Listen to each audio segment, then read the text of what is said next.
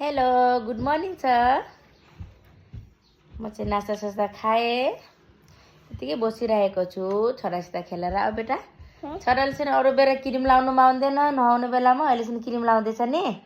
Cream कस्तो लाउँछ देखाइदेऊ बेटा। यहाँ अब दिदी पनि स्कुल गयो अनि दिदी कहाँ गयो देख भनिदेऊ त। दिदी के गर्नु गयो? दिदी 1 2 3 गर्नु गयो भन।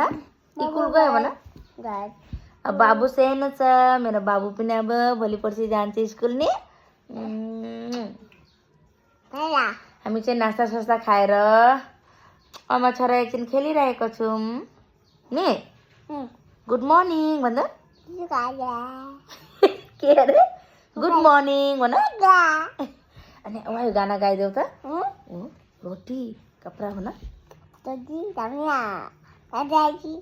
उसको गाना रोटी कपडा चपाती चपाती बुमा गीत छ अरे हो मेरो छोरा। अनि यहाँ खै मलाई मम्मीले ल्याइदिएछ दही।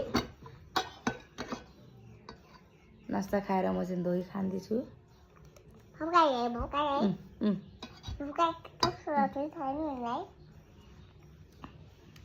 वाइ के खायो भनिदेऊ त। चिप्स खायो? के खायो भनिदेऊ।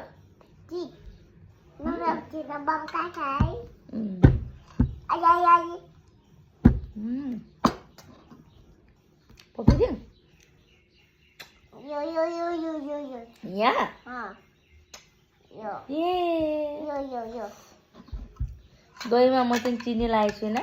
न वाइ न केटाकेटीहरू त म चाहिँ यसरी खाएको। यति टेङ्गा पनि छैन। यो चाहिँ घरमै राखेको दही हो, मम्मीले राखेको। कहिले कहिले छोरीले दुध पिउँदैन अनि मम्मीले त्यसकै राख्छ। एकदमै राम्रो भएछ। घरमा राखेको दही त राम्रो हुँदो रहेछ।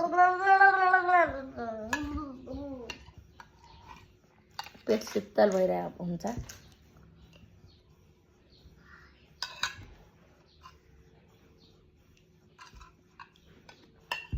बिहान यति पानी पर्दै थियो, फेरि घाम चर्केछ। त्यही त मान्छे बिमार हुन्छ। म त आज सर्दी लागिरहेछ अलिअलि। भाइ पनि म दही खाँदैछु।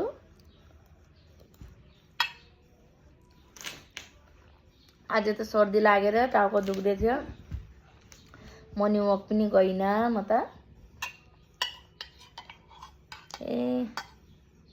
सर्दी लागिरहेछ फेरि दही खाँदैछु।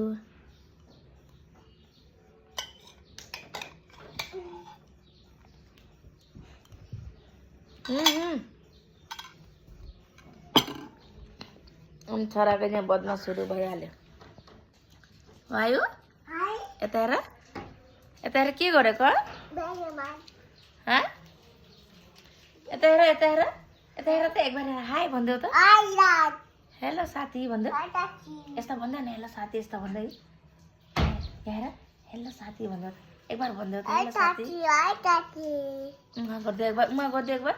खोइ यता यस्तो गर, यसरी पापाले, तिमी पापाले गर्छौ कि यसरी हेर यस्तो गरिदेऊ।